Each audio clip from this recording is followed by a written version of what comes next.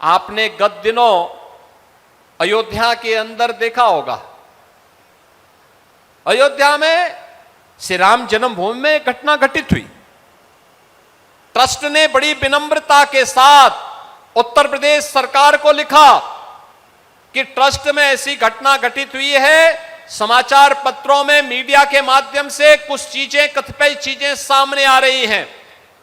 अगर हम सफाई देंगे तो हो सकता है लोगों को विश्वास न हो, और हम चाहते हैं कि उत्तर प्रदेश सरकार एक हाई लेवल की एसआईटी गठित करे और उस एसआईटी के माध्यम से सच्चाई समाज के सामने आनी चाहिए। क्योंकि जो भी काम अयोध्या में हुआ है, मंदिर से संबंधित काम हुआ है, बाहर का इंफ्रास्ट्रक्चर उत्तर प्रदेश सरकार ने बनाया है, लेकिन मंदिर परिसर का काम वह जनता जनार्दन के पैसे से बना है, और इसकी जांच अगर एक स्वतंत्र एसआईटी से आप करवा देते तो अच्छा होता।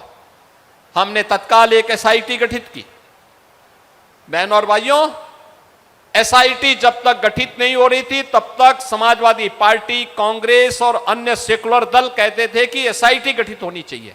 हमने गठित कर दी, फिर उन्होंने दूसरी डिमांड करनी शुरू कर दी, और उसके बाद पिछले 1 महीने से हम सबके पावन धाम अयोध्या को बदनाम करने के लिए समाजवादी पार्टी और कांग्रेस ने कैसे मुहिम चला रखी है, कैसे मुहिम चला रखी है। एसआईटी की प्रारंभिक रिपोर्ट आई, ट्रस्ट ने उस पर कार्रवाई करवाई, लेकिन कैसे एक एक को टारगेट किया जा रहा है, कैसे अयोध्या को टारगेट किया जा रहा है, कैसे राम जन्मभूमि को बदनाम किया जा रहा है, कैसे आस्था पर प्रहार करने का कार्य एक कांग्रेस, समाजवादी पार्टी और एक कथित सेकुलर दलों के द्वारा देश के अंदर एक नेगेटिव वातावरण बनाने का कुत्सित प्रयास हो रहा है। समाजवादी पार्टी के लोग कहते हैं कि अयोध्या में जो घटना घटित हुई, आस्था आहत हुई। अरे आस्था तो उसकी आहत हुई होगी जिसके मन में आस्था सचमुच थी। तुम कब से राम भक्त हो गए?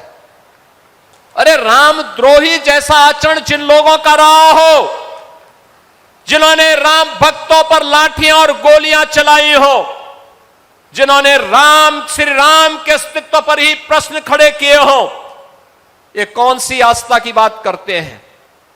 बाबरी ढांचा, गुलामी का ढांचा, बाबरी जैसा ढांचा जब हट रहा था, जो लोग उस समय बाबरी ढांचे के लिए घड़ियाली आंसू बहा रहे थे और जो मंदिरों के विकास में लगने वाले पैसे को कब्रिस्तान की बाउंड्री वाल में खर्च करते थे, वे आज आस्था का, हमें आस्था के बारे में सिखाते हैं।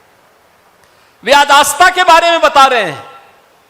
यानी आस्था नहीं है, आस्था के नाम पर हिंदू धर्म संस्कृति पर, भारत की आस्था पर प्रहार करना इन लोगों की एक कुटिल चाल है। और इस कुटिल चाल में मैं इसीलिए कहता हूं, इस कुटिल चाल को देख करके अब गिरगिट भी शर्माने लग गया होगा कि चलो मुझसे भी तेज रंग बदलने वाली कोई एक नई प्रजाति आ गई है, वो समाजवादी पार्टी के रूप में या कांग्रेस के रूप में, जो कितनी तेजी के साथ रंग बदलती। कल तक एक बाबरी ढांचे के लिए आंसू बहा रहे थे, आज राम भक्तों की भावनाओं को आहत करने के लिए किस प्रकार के वक्तव्य देकर के अयोध्या धाम को बदनाम कर रहे हैं।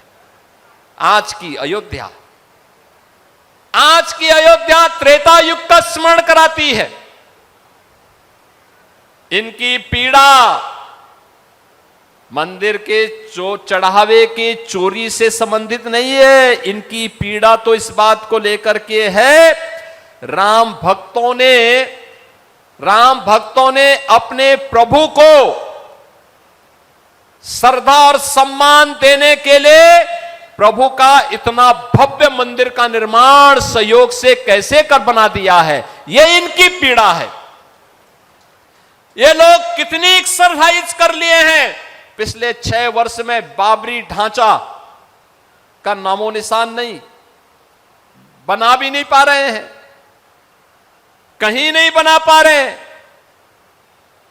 लेकिन राम भक्त बना रहे हैं। तो राम भक्तों पर प्रहार करना, उनकी आस्था को किसी न किसी प्रकार से आहत करना, और लगातार एक मुहिम चला रखी है इन्होंने।